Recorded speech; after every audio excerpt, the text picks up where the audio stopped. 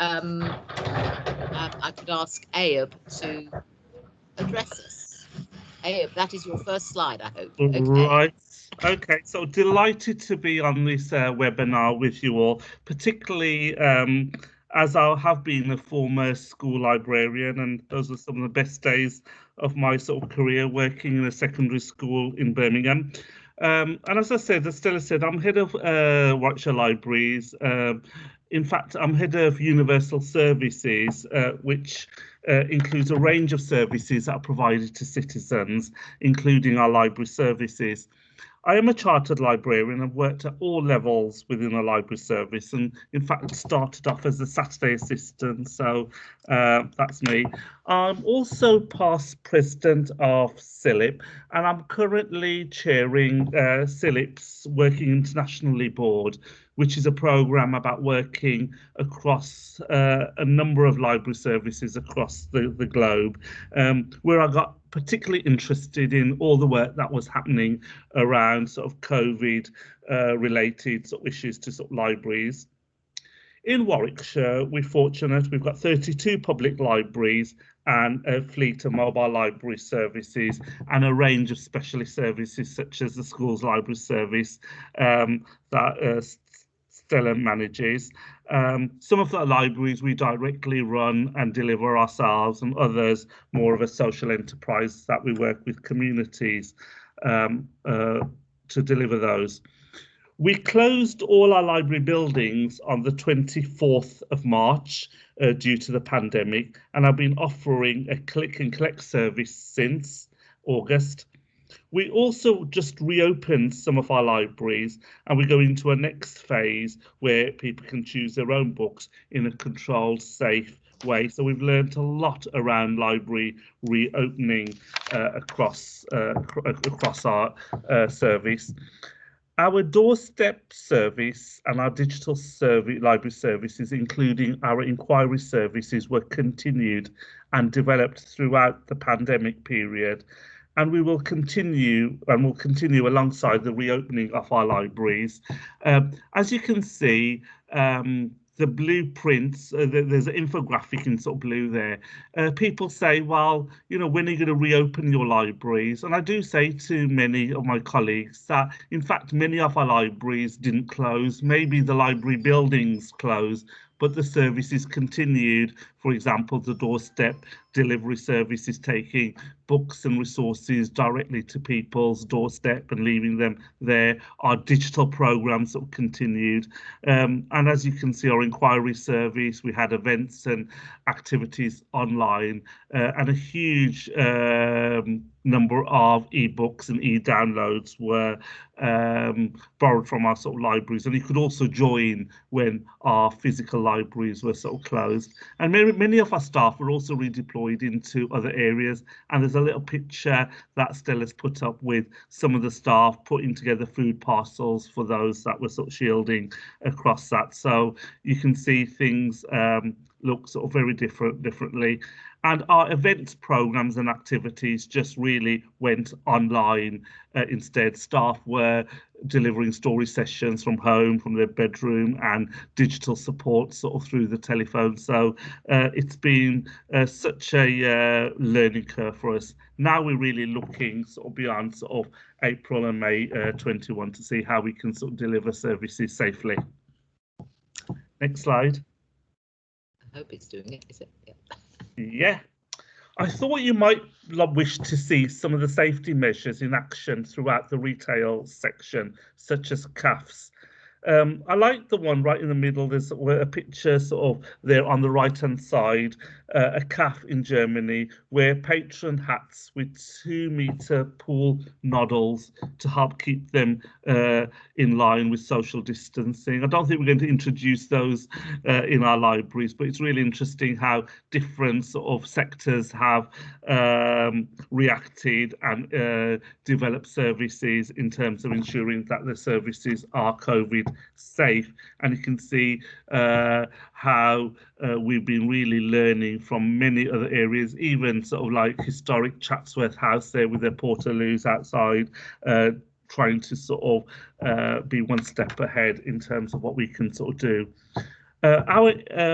Of interest to us really in the book world were the sort of measures taken by Waterstones in order to how some items to return some kind of library services to our area. And what's really interesting is Waterstones put as many books as shelf facing display as possible, so that people could sort of read sort of the blurb and also make it easy for customers sort of when they're browsing without necessarily touching. Some of you have already been sort of putting measures in place in terms of returning books of all sort of kinds of sort of libraries in your schools. But we also know this is sort of really sort of quite an anxious time really for all of us in terms of how do we make sure our spaces are safe within the sort of guidelines on how to quarantine book and sort of rehandling them. So lots to learn sort of from other areas there. So what happened as part of the work that I've sort of been doing on the sort of IFLA sort of working sort of group is been looking at all the different sort of guidelines sort of across the sector. And when Stella does send you a copy of this presentation after this webinar, if you click these links, you'll be able to sort of go directly to these guidelines where there's huge amounts of information available to ensure how you can sort of develop develop your own school policies around sort of COVID safe libraries. I'm also guest editor of a special IFLA journal about the pandemic due to be published shortly. So I'm really sort of keen to find out how sort of school libraries have responded to the pandemic and what sort of innovations have happened due to this sort of dreadful situation. So I hope today was going to be much more about us listening and sort of learning about how you've been doing, as well as sort of providing some tips of ways that we've been moving sort of forward on this. Next slide. My research so far, looking at sort of libraries sort of across the sort of globe, have come up with sort of 5 key themes that libraries have been sort of developing. And the key really is around safety. Safety has been really important. And we've sort of developed the 5 sort of key themes around safety, sanitisation, spaces, services and support, and all those are the sort of key principles that we're going to try and put forward in terms of how we reopen sort of libraries there. The photo on the left hand side you can see is of a Nuneaton sort of library. All those sort of quarantine books are being returned to the library. I mentioned to you we closed our libraries on the 24th of March. We were ordered to close all public services, and literally a day notice we weren't able to collect all our books there. So we had something like 200,000 books in circulation, and now they're all sort of coming back there. And the other thing you can see on there is all the sort of one-way systems that are sort of being marked across that. I'm sure we'll be able to talk to you in more detail about how we can sort of make our sort of library safe. And then there's other pictures of libraries across sort of Europe and the States about what they're doing in terms of wearing visors and making 3D masks. So some of these might come out in the question and answer. Right, I thought you might like to see this video produced by Warwickshire Library Services, which talks about our click and collect service. It might also offer some tips for you preparing to do this, maybe in your school places. So Stella, will you try to see if it works? I can try.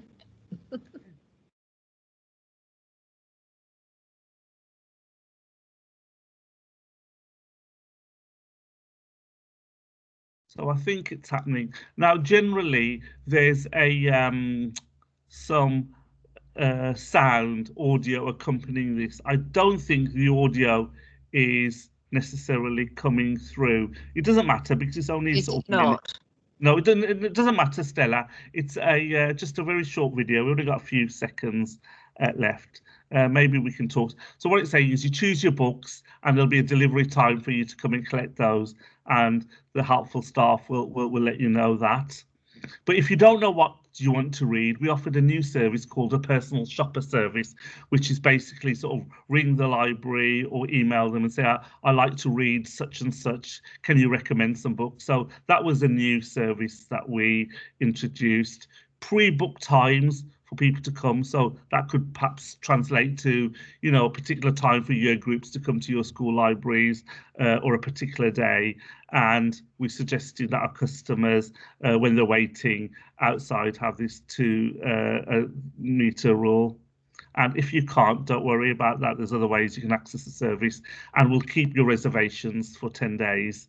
And we've developed some return points outside the library so that people can return their books in. It's all explained more eloquently on the video than what I tried to do, but it's sort of on our web pages and our Twitter feed, but you can see the types of things that we've sort of developed. So next slide, Stella. That's handing over to Thomas then. Okay, right. Thanks ever so much, Ayub. That's really helpful. Thank you.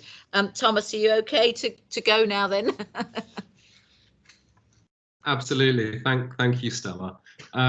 Firstly, thank you very much for inviting me to be here today. To give you a bit of background to me and to what's on the screen in front of you. I am an architect, as Stella said earlier. My practice is called IFDO, and we really specialize in public spaces and what I will generally refer to as social infrastructure. That includes schools, libraries, community centers, etc. And really, when COVID came around, one of the sort of biggest impacts, I think, on our communities was the closure of social infrastructure, places such as libraries and youth clubs, etc. And the project that brought Ayub and I together was a project called COVID-19 Safer Spaces, which we initiated with funding from Innovate UK. And that has developed a series of 7 different design guides for different types of spaces, including libraries, community centres, churches, food banks, etc., to help them reopen and adapt safely so that the general public can come back into those spaces and really use them again. And we believe that's a fundamental part of the recovery from COVID-19 will be in social infrastructure. So Stella, if you could flick to the next slide. Yeah, so I'm talking to you today about COVID-19 Safer Libraries. This was developed for public libraries generally. So of course there is going to need to be some adaptation to school libraries because of course your facilities are slightly different. But the overview and the principles are broadly the same in terms of how do you start to conceive of that space and how do you look at all of the users in that library in relation to the books, the circulation around that space, and how do you start to mitigate the risk of any sort of transmission. For those of you that haven't looked at the guide yet, I'd encourage you to go to the website, which is covid19saferspaces.org. You can download the Safer Libraries Guide there. You can also download a Safer Youth Club guide, which for schools I think will be quite relevant and may also be quite useful. Stella, if you could flick to the next slide. Great, thank you. Yeah, so there are 3 fundamental principles really that unified all 7 of the guides that we developed, and really principles that are essential to combating the spread of COVID-19. Firstly, it's about space. So in the case of libraries, it was unfortunately about removing a lot of the soft seating and reducing the amount of dwell time to increase the amount of space between people who were there, enable people to circulate more easily around each other. The second one is surfaces. As you will probably know, surfaces are a key vector for transmission. So it's about reducing the number of shared surfaces that are being touched by lots of people. And that includes books. So many libraries, and it's included in the guide, is the quarantine of books when they're returned, and school libraries will probably want to do the same. That is why, for instance, Ayub showed earlier the Waterstones example of the display of books sort of front on rather than spine on, to actually display the books to customers in a more visual way to reduce the amount of touching that's necessary. And then the third point is ventilation, and this really is key. At its simplest, this is about opening windows, but really making sure that there is good ventilation in your library spaces is critical. Stella, if you could take me on to the next one. Thank you. So for libraries, there are really 6 key considerations, and it's important to note these considerations were developed for public libraries. So for school libraries, they will be a little different. So please sort of take them with a pinch of salt in terms of the adaptations that may be needed. So firstly, it's about staff and making sure that you and anyone else working in the library feels safe and empowered in that environment and feels safe to be there. The second one is about ventilation, to go back to that. This is critical. So it depends on how the school is ventilated generally. If there is an HVAC system, an air conditioning system, you need to make sure that all of the filters are checked and cleaned and upgraded or replaced where necessary.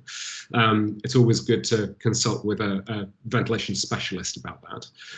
But as I said, at its simplest, that is about opening the windows. Now, that's something that will inevitably become harder as it gets colder, but it's critical that we maintain a supply of fresh air through the space. Thirdly, it's about creating a clear and safe return and borrowing strategy. I touched on a few of those earlier with the videos in terms of the click and collect and various other systems that might be adopted. And clearly for school libraries, some of those may well be appropriate as well. I know that schools will be in bubbles, so there will be something about sort of different year groups or different bubbles coming at different times. The fourth one, again, is about space, going back to the point of removing soft seating. Unfortunately, you're going to want to limit the amount of time that pupils are spending in the library. You really don't want a lot of people hanging around together in internal spaces. So ideally, they would be coming in to find a book that they want and taking that and borrowing that book and leaving again. And so reducing the amount of time they're spending there. And the fifth one is really important, and this is something that came up hugely with the Libraries Connected steering group that we were working with, and that was about this idea of a welcoming environment. Now, clearly libraries have for a very long time been designed to bring people together, and it goes against everyone's instinct to try to keep people apart and to keep people sort of in the library for as short a period as possible. So in the guide, one of the suggestions we propose is that of a community art wall, where sort of customers, children can sort of drop off their own artwork, and this can be displayed and presented by the staff in the library to create an environment that makes people feel welcome and really makes it feel like a community space.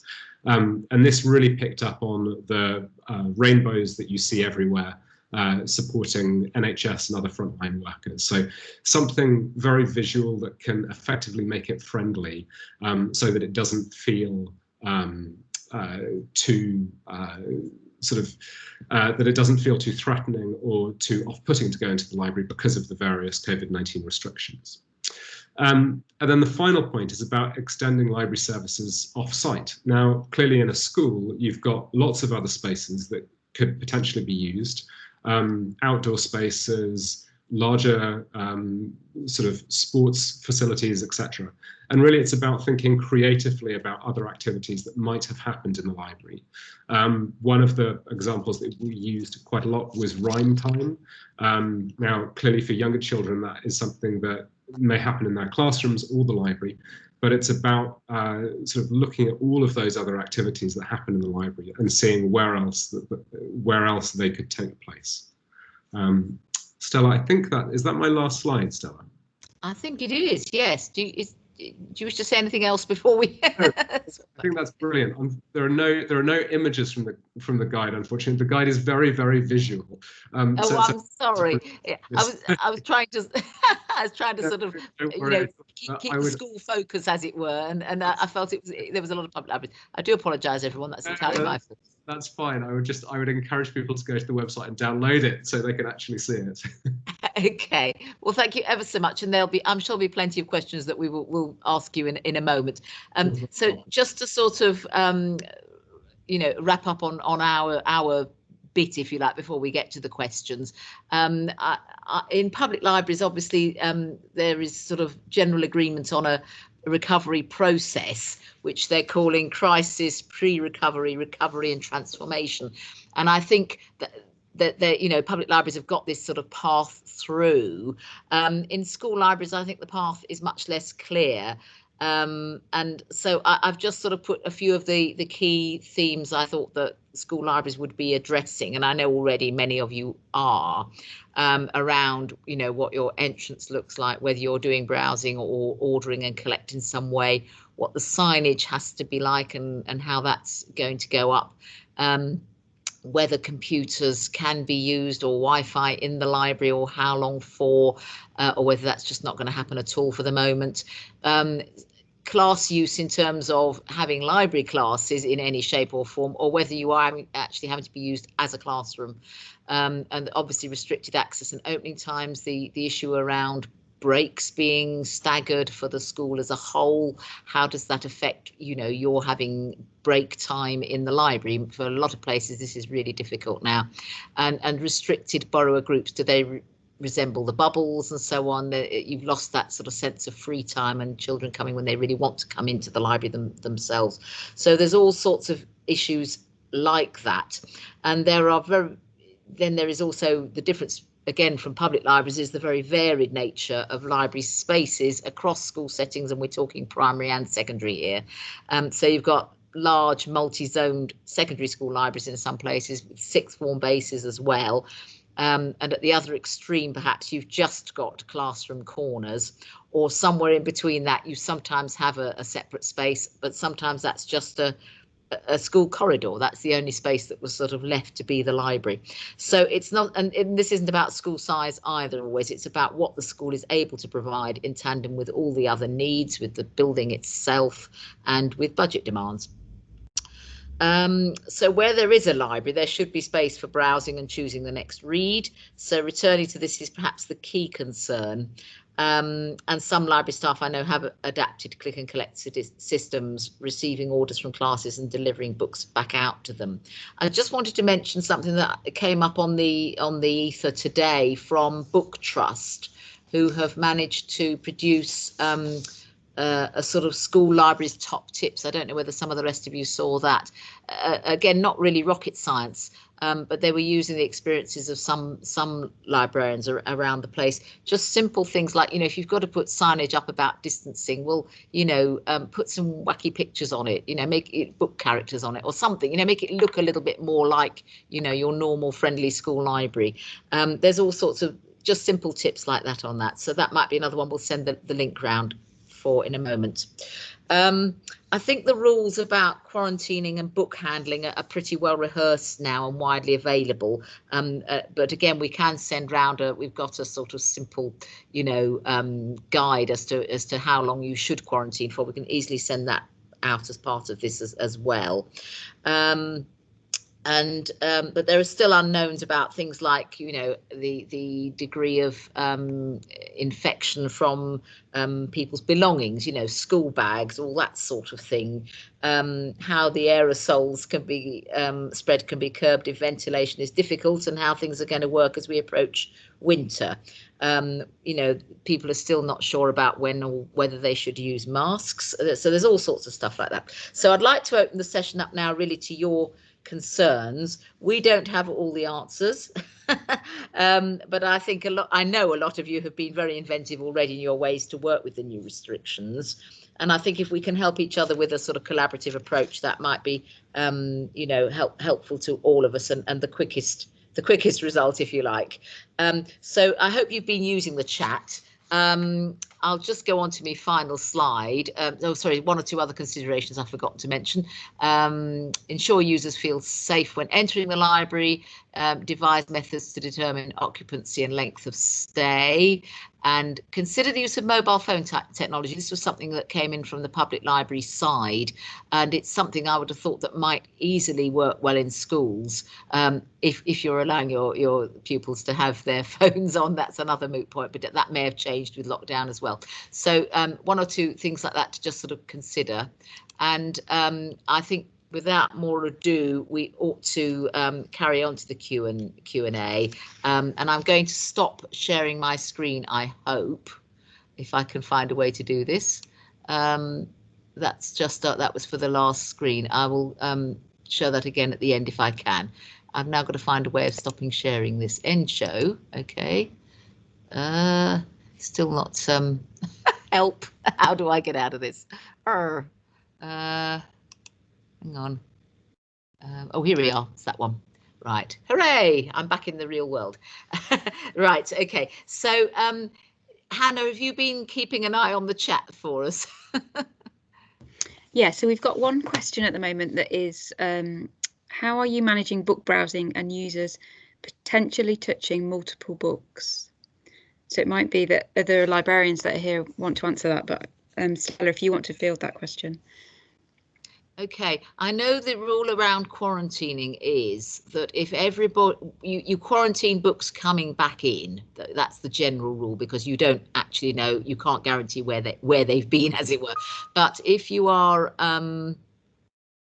if you're then working on them yourselves in the library before, to put them back on the shelves, once they've been quarantined, as long as you are regularly sanitizing or washing your hands, and before you start any book process, you don't need to then quarantine them again. So if you sort out the books to put back on your shelves, they don't need it. And by the same token, if you then get children coming in to browse, as long as you make sure they sanitize at the beginning of their session, and in some cases they're sanitizing again if there's quite a gap before they actually start the book browsing. So they've had a bit of a lesson first, and then it might be half an hour before they actually get to the choosing of books. As long as they sanitize again, there shouldn't be any problem, because those books are then, they might look at a couple of books and not choose them, but those books should be pretty as safe as they could be. I don't know whether Thomas agrees with that. Is that your understanding, Thomas?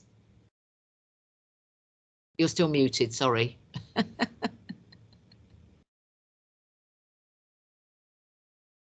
Thanks, Stella. Yes, absolutely. I mean, hand sanitizing is key there. I wonder whether there's also an opportunity there in terms of the in a similar way to the personal shopper approach that Ayab was suggesting, whether it's possible to have a selection of books per bubble, for instance, whether there's a way of sort of effectively taking a collection of books that can then be sort of actively shared within a bubble where there's no worry about transmission anyway, and whether there are sort of potential solutions there. I mean, I agree with you there, and I think we're looking at that from the SLS perspective. When we send books in, we're very happy to send them in rather than in, generally they could go into bubble selections for the library, so that they've got a way of keeping that, containing that, if you like. There's one other tip that perhaps you could do in terms of browsing, is that I noticed that in bookshops and some libraries, they've got trolleys dotted around the library saying, if you have touched a book, don't worry about having to reshelve it, just basically put it onto a quarantine trolley. And that's the sort of additional measure that you can make. You don't necessarily need to do that, but if you really did want, you could just leave a trolley there saying, if you've touched a book, you don't want to take it out, just put it there, don't worry about reshelving it, we'll shelve it together, and you can basically have it quarantined for 72 hours and then shelve it later. So that's one. Yeah. I think that's a good, that's useful to know, but the only problem for some schools is that they feel they haven't got enough stock for that. It's, if you start getting kids who sort of just mess about, and they look at all the books and they say, oh, I've touched all the books, you're going to run out of stock. So that was one of the reasons why people were, I think Public Health England did say it was okay. The other thing to remember is that it's only the plastic, those tough plastic jackets, which we all use in public libraries, which are worse. The paper itself is only 24 hours. So, you can, if it's just a paper covered book, it should be fine after 24 hours. I've just noticed the chat from Louisa talking about book corners in classrooms, which sounds exactly like almost the bubble approach, where you've got a selection of books in a classroom that is limited to that group. Thank you. Yeah. It'd be interesting to hear from a school librarian about what's your experience of opening. Does anybody want to volunteer and say how they're sort of going about it? That would be really helpful. Shall we pick on someone?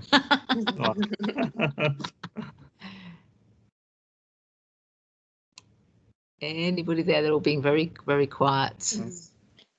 Okay, well, I'll volunteer then. Who's that? Carol. Good on you, Carol. Yeah, so we've started having library lessons now, and they line up, sanitize as they come in. Got 2 sanitizing stations, sit down in their seats, and then if they need to go and browse, they can a few at a time, select a book, and they're sanitizing on the way out, and I'm cleaning all the tables and chairs down when they leave. So I'm sort of, it seems to be going well so far. It's all sort of very calm and feels, you know, relatively safe. And yeah, lots of windows open at the moment before the cold sets in. It's getting quite cold today, actually.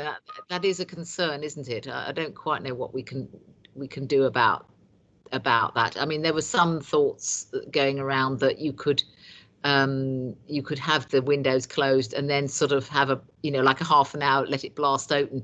I don't know how realistic whether that's good. Again, architecturally, you might be telling us something about that, Thomas. Absolutely, and I think this is going to be one of the massive challenges as we head into winter, is good ventilation in buildings that are not designed for sort of warming fresh air, which is still a fairly rare thing.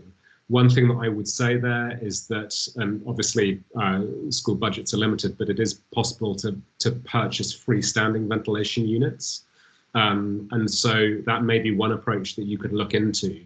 Is to have sort of freestanding ventilation units within the classroom that will help to filter that air. That sounds really helpful to know, because I think a lot of us too, where I'm sitting at the moment is on our new premises in Warwick, which will have they will have air conditioning, but they've actually got no windows in the bits we're working in. So it's, we've been quite anxious about how that would work. Yeah. And I guess other people have got areas that they're using where really the windows, will create a huge draft, or indeed may well have been sort of stopped up for security measures, because I suspect that's another thing that's happened over the years. Okay, one thing I would add on air conditioning, and this really is sort of to work with the school maintenance departments, is to look at ensuring that all of your filters are just up to scratch and clean, etc. Because if those filters are old or blocked up, they're really not going to be working very effectively, and so that is critical. And there are ways to upgrade those, improve those. I can't advise much more on that. You would need to work with a sort of specialist on that. But that is something that hopefully all of the school maintenance teams will be looking at anyway.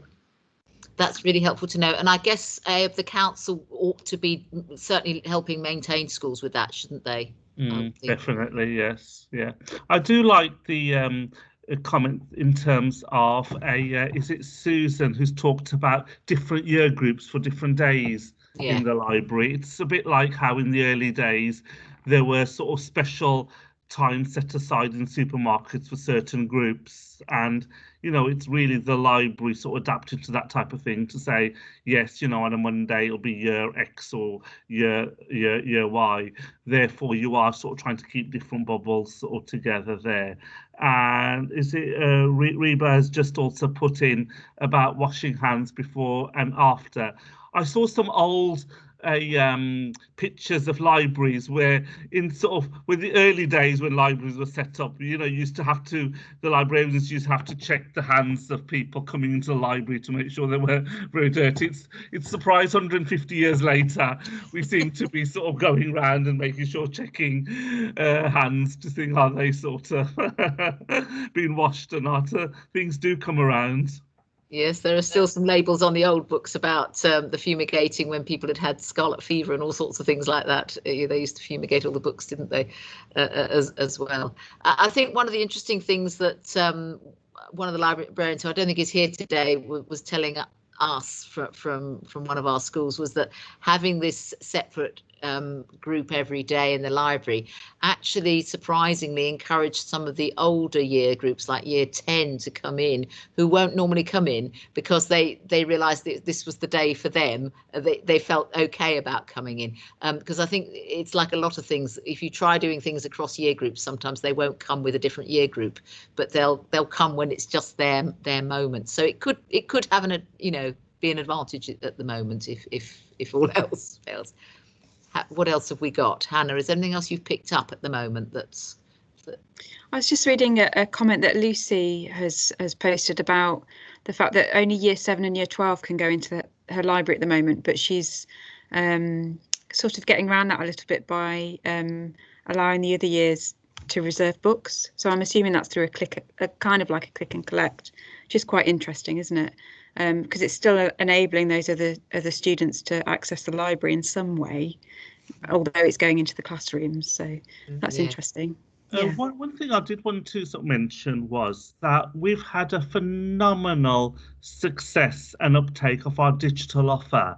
And maybe what the sort of COVID-19 has really helped us do in some ways, in sort of, you know, we wouldn't have wanted it to happen in this way, but the surge in terms of digital has really increased. And I was just wondering whether it's an opportunity maybe in your school libraries, if perhaps your senior management, you know, weren't really sort of keen on you buying ebooks or going down that line, whether you could use COVID as a reason to maybe sort of develop your ebook sort of collection and say, well, by doing this, you know, it would make sure that we can still provide reading material which would be safe, and maybe trying to sort of push that angle. So I don't know if anybody is providing ebook services in the schools and whether this is a really good opportunity to promote digital.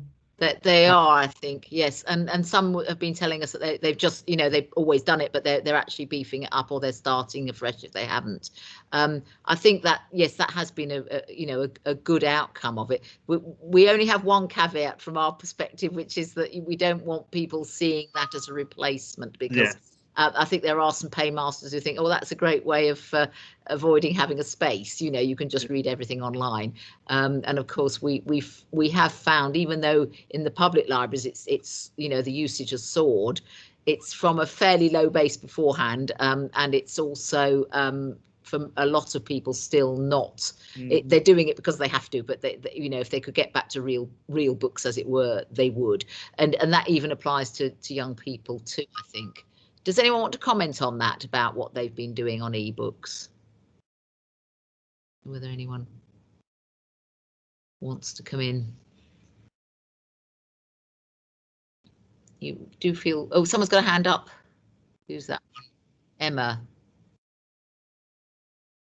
Emma Mehmet, can you get Emma in, Hannah, to speak?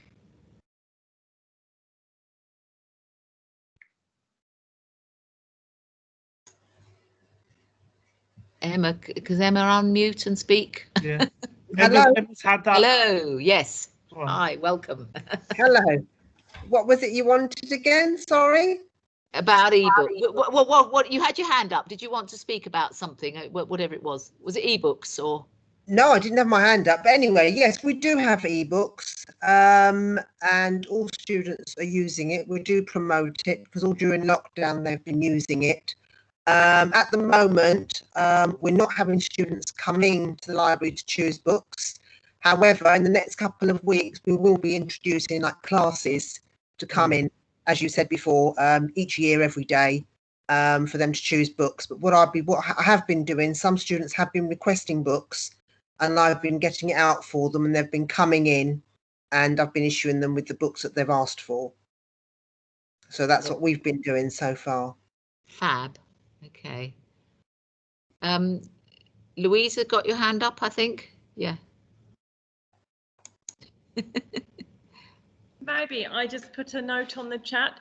I was just wondering about the access to technology. We're in quite a disadvantaged area of Birmingham, so we already struggle with that for getting them onto online lessons, online learning or whatever. So it's not something that we've done at all in the past, but there might, and I like them having real books. They're little, they're primary school. I think it's a really important thing.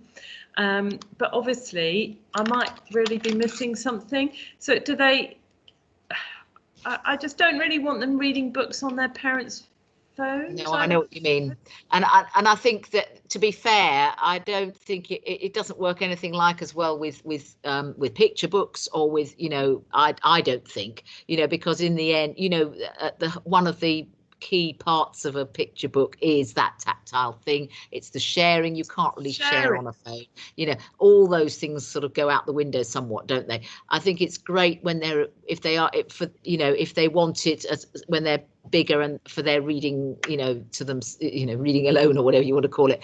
But I would hate to see it becoming the norm. And I think there are.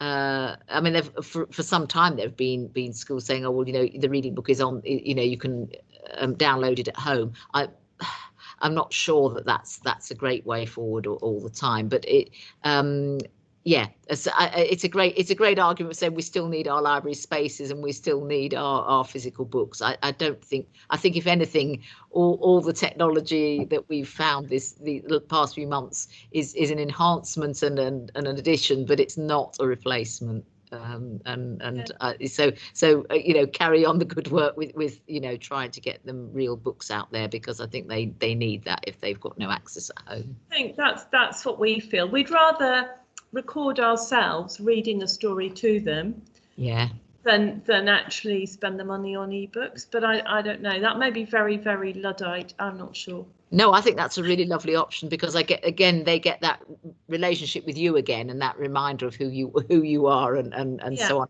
And also they get your take on the book, which at that age is actually really important. I think so. It's about the sharing anyway. Yes, that's what we think. Right, I'll be quiet now. No, that's all right, because also if you've got parents who aren't going to manage it very well either, you know, for whatever reason, then you know, you are a real person doing it for them, aren't you? Yes, that's great. Any more hands up?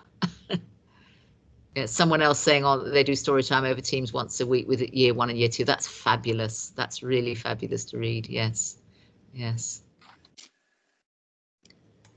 I'm sure they do enjoy it. I'm sure they do. The real sadness about a lot of this is that you can't always, if you're doing it live, it's fine, but if you're having to do a recording, you just don't get those reactions, do you? You can't you can't get that lovely interaction and perhaps going off at a tangent on something in the story, which is so nice when you're sharing it for real. But it's a very, very good substitute. Yes. I was going to ask a sort of question, really, of sort of colleagues, is that have you, you know, going back to Thomas's sort of guide, part of the guide is looking at one-way systems sort of around sort of the library. Have you sort of developed, obviously quite some school libraries are quite small and quite tight spaces. Have you looked at whether you could reconfigure your spaces so that you could probably give a bit more confidence to the senior management team to allow you to reopen your libraries by having a one-way system? Has anybody tried that?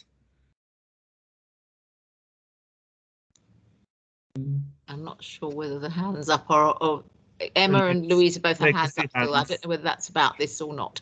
No, I raised my hand earlier because during lockdown, I also did actually, we did organise some books to be delivered to students, which I personally delivered, so that students that didn't have access to the ebook platform and wanted to read a hard copy, I made sure that they had them delivered to us.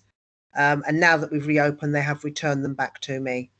Fantastic. So we did make sure that they both had hard copies as well as e-platform. Brilliant. And you did that yourself, did you, in the end? I did that myself, yes. Yeah. I delivered because to the students all locally, and some of them we did post. I went to the post office and posted them. As long as as long as they were reading, we were helping them in every way we could. That's really great to hear. May I ask, are you in Birmingham or are you in? I'm in Enfield. Oh, you're one of the Enfield. Oh, hello. I'm one of the Enfield group. Welcome. Right. Yes, I know. I think in some, that's really good to hear. But it becomes quite complicated in the rural areas because obviously everything's so widespread. That's right. And we've managed in Warwickshire on the public side to keep our vans sort of going and taking books out to people, in that way. With schools, we really struggle. We would struggle, or they would struggle, even then, I think, ways to get stuff out to, because sometimes they come from quite a wide area, on buses and so on, and all that has sort of gone. And then how do you make that happen? But it's really great if you can get round like that. Yes, we had some of the members of staff as well who helped. I mean, without them, I wouldn't have been able to do it on my own.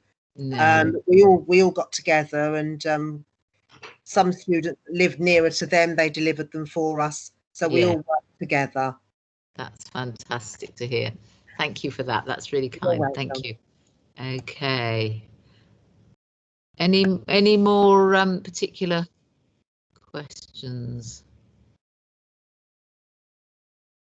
And Hannah's mentioning, obviously, if you're in Warwickshire, or well, any of the local authorities have got ebooks to lend absolutely free to their borrowers at the moment. So do make sure your students all sign up because and their parents, because you can borrow any of the ebooks from the public library service for nothing. So it's a very good way of keeping them reading, and also keeping the link with the public libraries going, because actually that is crucial. And I think one of the things the public libraries are missing, of course, is that schools used to bring regular class visits in, and sometimes that was the only way that they well, not the only way, but another way that the pupils could widen their choice of books, if you like, and have sessions in the library and learn about just using books for reading and for research and so on. So everyone's missing that as well. But at least the ebook service continues, and a lot of events online in libraries as well, even though we can't physically do them yet. So do make use of your local library. It's all helping each other, I hope, at the moment with that. Lucy, yes, has said about the library being used as a classroom. Yeah, I think one-way systems probably are very, very rare, aren't they? I think it's more a case of emptying out the furniture and moving the shelves around and just trying to get that through flow in some shape or form. Yeah, the other problem then is, and also if they're in the bubbles, they don't have to keep the distancing. Is that right? From each other? Yeah. That's right. So the teacher keeps a distance, but not the pupils. Yes. Stella, it would be really helpful to hear from sort of colleagues, school librarians. Is there more that the public library or school's library service can do to help you deal with trying to support you through the sort of COVID sort of crisis? What type of support would you want from us, or nationally, sort of from a CILIP or anybody else? Is there anything that you think that would make your life easier? Is there anything that would be guidance, or is the guidance already produced by School Library Association? Anything that would help you as school librarians to try and open up your libraries and encourage more sort of reading and use of your services? Anything from us? I think Debbie was waving there. Oh. Debbie, do you want to say a few words? Can you hear me? Yes. Can now, yes. It's a bit weird because I'm doing this on my phone. I couldn't get it to work on my laptop. You're there now. I think what I'm getting from this is that there's no blanket thing you could do to help everybody in the same way, because I think we're all functioning in different ways. I work in a secondary school library, and I can recognise bits of what other people have said, but then my situation's completely different in another way to what people have said. Because with me, I've been put into a zone with sixth formers, and they're the only ones that can use the library. And I'm still doing lessons, but I'm having to go out to the classroom to do lessons, to do the reading lessons. So I think all the schools, especially the library part of it, are being dictated as to what they can do from the senior leadership teams. But I think everybody's working very differently. Yeah, yeah. Are you managing to lend books for reading at all, or from the library, or for study, apart from the sixth form? I mean, we're encouraging them to bring their own books in to read, and then I just take a bag full and give the books to whoever hasn't got a book at home or has forgotten to bring a book. Just because of the quantities of, it's a big school, and carrying a huge bag of books. Well, I just couldn't carry 30 books from one end of the school to the other to provide. And of course, they're not meant to be browsing through them either. They're not meant to all be handling the same book, so it's really difficult. Yeah, yeah. I'm in the sixth form zone, but they're actually in 2 weeks isolation at the moment, so I've got nobody there in the library. It's empty, but because it's a zone, nobody else can come in. So they couldn't, in the meantime, let others in because of all the restrictions. Yeah. Oh, that's really hard, isn't it? And yeah, even if you were pushing, say, after 3 days, if you had the 72 hours, presumably you ought to be allowed to let one lot in between or something like that, and give them the quarantine. Because in normal circumstances, if they hadn't been self-isolating now, I'd have the sixth formers in there most of the time because they're studying there, so nobody else can come into that zone from the other year groups. That's hard, isn't it? Yeah. Yeah. I don't know what we can suggest on that. No. Are there any other questions come in? No, well, I have a problem where I'm in the same position because our library is used by sixth formers. However, what I was thinking was our English department, they've got recommended reads for each year groups. So I've suggested that what we do is, if I can collect all the books, get all the books ready for each year from their recommended read list, and then the students can then pick one of those books, because it's very, very unlikely. I mean, they can't come into the library all the time now because the sixth formers have got their lessons in here because I've got the computers, and because they're doing a lot of coursework until half term, they are using the computers. So after half term, maybe then I'll be able to bring a small group in at a time. But it's the same thing. I mean, it is difficult, but that's the other solution that I'm thinking of, is to pull out the recommended reads for each year and allowing the students to pick from those reads. Right.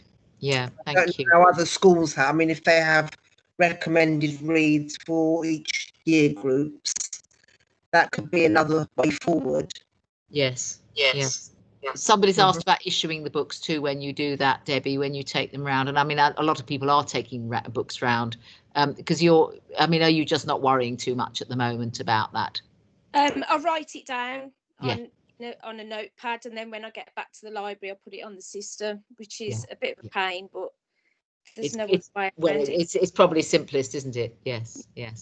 Hannah's put up our evaluation form, if you wouldn't mind doing that before you leave the leave the group. And I've noticed it says 4:28, so we wanted to keep this to an hour because people have we don't want to overcommit you, as it were, and I know people have got other things on. I think we've asked most of the questions as such, haven't we?